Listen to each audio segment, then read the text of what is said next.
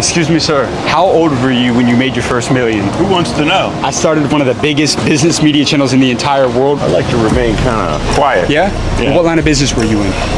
Look, fellas, I don't know who you are and I don't know where this is going to go. Yeah. So I'm not Real quick, excited to. I just want to show you real quick, just that way you can kind of get an idea. This is my channel right here. So you see I do stuff.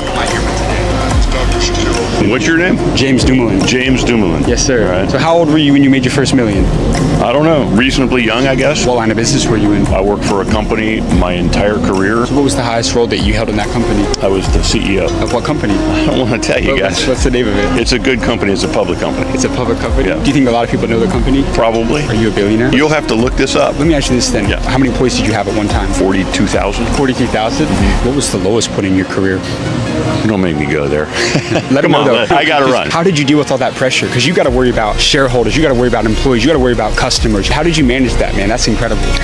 I know it wasn't easy. No, it's not. It's not. I tell my kids that life doesn't quit throwing hard problems at you. You just get more used to dealing with them. Anybody who spends a career in business has more problems that you deal with than you do up. I'm going to go back to you were the number one out of 42,000. You had 42,000 employees. What was the biggest driving factor of your success? Advice to who? Somebody starting out at a corporation right now, Okay. and they want to work their way up and become a CEO.